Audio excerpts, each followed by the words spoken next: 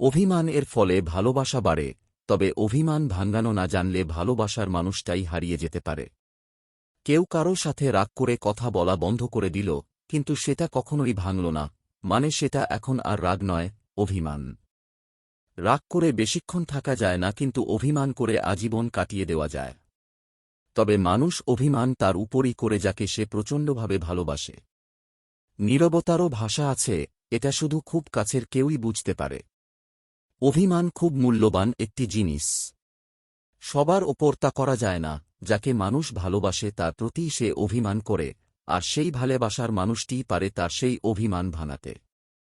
ভালোবাসা যখন শেষ হয়ে যায় তার সাথে সাথে শেষ হয় অভিযোগ ও সকল অভিমানের, শুধু বেঁচে থাকে ভালোবাসার মানুষটির জন্য শুভকামনা। ক্ষুদ্র ক্ষুদ্র অবহেলা, রাগ ও অভিমান একসময় একটি সম্পর্কের মাঝে বড় ধরনের দেয়াল তৈরি করে ফেলে। একটি ইটের দেয়াল হয়তো যে কোন সময় ভেঙে ফেলা যায়, কিন্তু মনের মাঝে দেয়াল তৈরি হলে সেই দেয়াল সহজে আর ভাঙা যায় না বা ভাঙা হয়ে ওঠে না।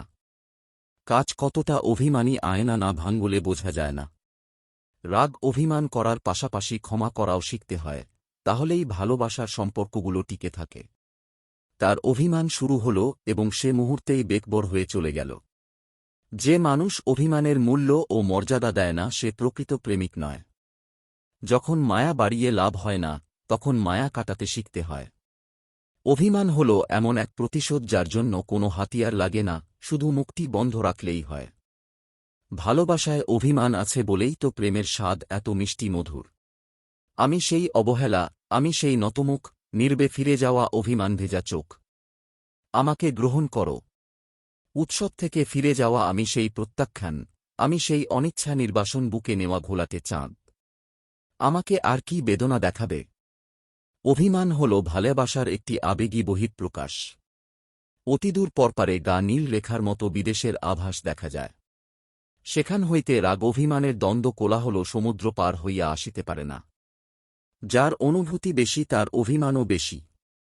আর বেশিরভাগ অভিমানী লোকরাই বড় হৃদয়ের অধিকারী হয়ে থাকে। রাগ অভিমানের পাশাপাশি ক্ষমা করতেও জানতে হবে, তাহলেই যে কোনো সম্পর্ক দীর্ঘস্থায়ী হয়। অভিমান বড়ি আদুরে, সে রাগ আর ক্রোধের মতন অনুভূতিহীন নয়। রাগের সর্বোত্তম উত্তর হল নীরবতা। যখন মায়া বাড়িয়ে লাভ হয় না তখন মায়া কাটাতে শিখতে হয়। যাকে মন থেকে অনেকটা আপন ভাবা হয় তার অবহেলা সহ্য করা সত্যি খুব কষ্টকর হয়। আমার অতীতের যে সকল সিদ্ধান্তের জন্য আমার আক্ষেপ হয়, সেগুলোকে আমি শিক্ষা হিসেবে গ্রহণ করি। কারণ আমি পারফেক্ট নই, অন্য সকলের মতোই আমারও ভুল হয়, হতেই পারে।